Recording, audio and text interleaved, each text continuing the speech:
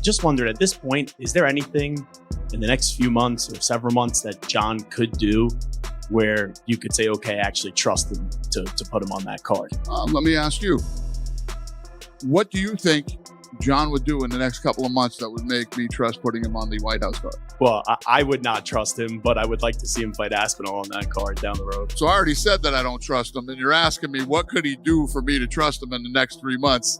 You don't trust him. Well, yes, but you talk to him. I don't. Yeah. No, I don't talk to him either. I haven't talked to him at all. Well, there's a greater chance you'll talk to him than I'll talk to him. Yeah.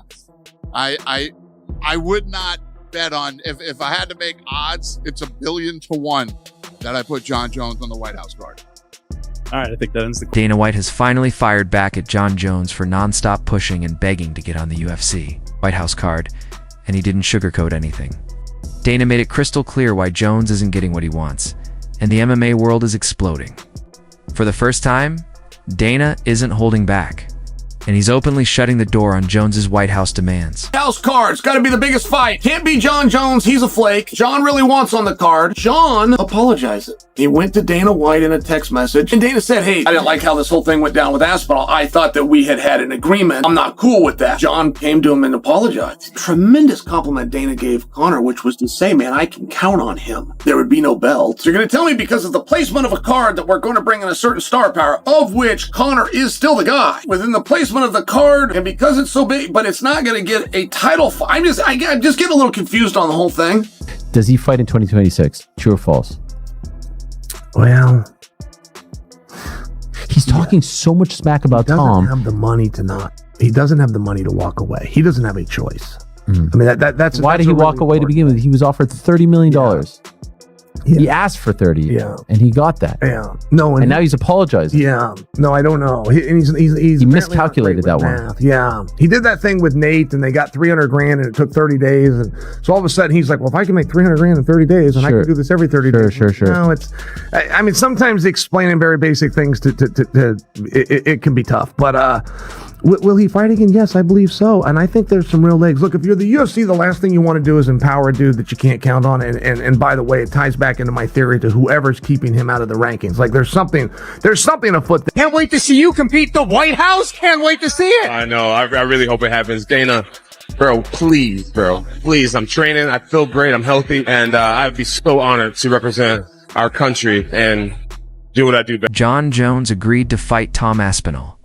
The UFC moved negotiations forward, rearranged the entire heavyweight division, and even froze Aspinall for months waiting on him. But Jones still didn't follow through. A podcast, what is the name of this podcast? It's called No Scripts Podcast. No Script. You big fan? Huge. The No Scripts Podcast. Jon Jones was on this podcast. I guess it was over the last couple of weeks. It was clearly around the time that he was in Nashville for the Dirty Boxing event because he's wearing similar clothing. He talked about a few things, and I did want to shine a light on these things. First, let's play him talking about the Dana White situation and how it was all handled, the offer from Tom, and his desire to make amends. Here it is. Take a listen, and then we'll react. I think my most immediate goal is to try to be on the White House card. Okay. And you talking to Dana? How's he feeling? I'm giving Dana his space. Dana has changed my life. Yes, he has changed my life. He's changed my children's lives. Yeah.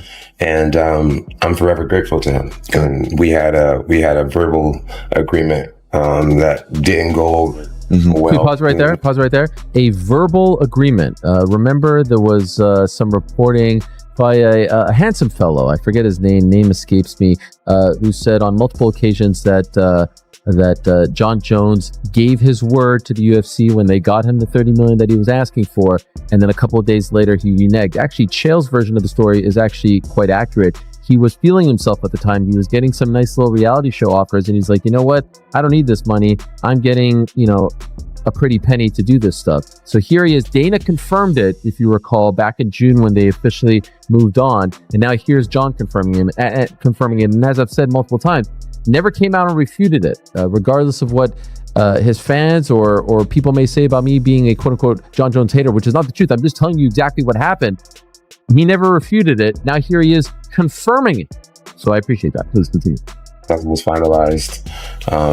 But I do admit guilt, not guilt, but I was wrong. You'll make it right at the White House. The way things went down, I was wrong. And I wish that I could see him face to face and just apologize to him, and so that we can let bygones be bygones and get back to making some major money for the sport and really entertaining these fans. He's a businessman, and there's no doubt that you are his favorite fighter of all time. There's the memes of it. He loves you. It's a matter of time. When he's feeling me, I think I'm one of his favorite fighters. When he's not feeling me, I'm probably the reason why he has a bald head. I think that host was feeling Jon Jones there. I mean, golly, the glaze. What gave you that impression? Oh, wait till you see the other clips. Forget this one. I mean, D1 glazing. The Aspinall Just a matter of time. The Aspinall clip made me wants to be on there too, and he says he would fight whoever the champion is at that time. But would you be okay with him like coming back and potentially winning that belt again? And you might have to go through. Well, it's not even about him winning the belt. I mean, I felt about him. I can't risk putting him in big positions in a big spot and have something go wrong. Fair enough. Yeah, especially the White House card. If Jon really thinks he's going to fight Alex Pereira, he's getting ready. Yeah. He's at least getting ready in his mind. If Jon really thinks that he's fighting in June, he's already in camp. Big money fight is Alex and Jon Jones at the White House. Yeah. Are you fucking kidding me? Yeah. Catch weight. Make it 225. Alex still is the light heavyweight champion. Make it a catchweight fight. You don't have to be for a title. Make it the bad motherfucker upper edition. You have the BMF belt for 155ers. Who's the real BMF? Yeah. Do you think one of those guys could beat Alex Pereira? You think he'd get a 155 pounder in there against Alex Pereira? Does Max Holloway survive against Alex Pereira? No, shut the fuck up. Imagine that Jon is preparing, because Jon has different places to train. He doesn't just train at one place. Yeah. But I could imagine he does a lot of weightlifting too. He got put on a lot of like real muscle mass when he went up to heavyweight. Yeah.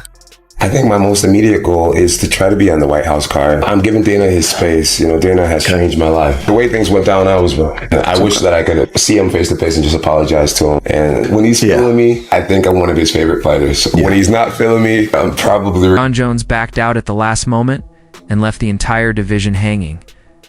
Something Dana White has never forgiven. Now Jones is posting patriotic hype videos and acting like Dana is the only thing stopping him from fighting at the White House card, but behind the scenes, Dana sees it as manipulation. He says he needs fighters he can trust, and Jones lost that trust when he walked away from the Aspinall fight. Even though Jones wants Pereira, Pereira wants it too. And the fans are begging for it.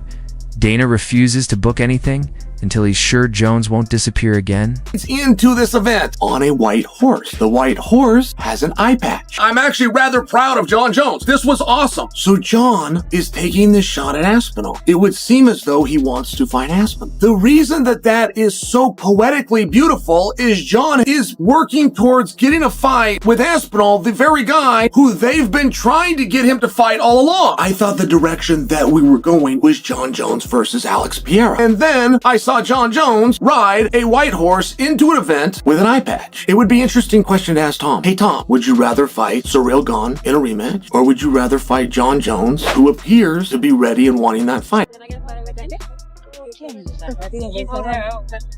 Alex, you're looking great. Who do you want to fight next? Jon Jones White House, Sherma.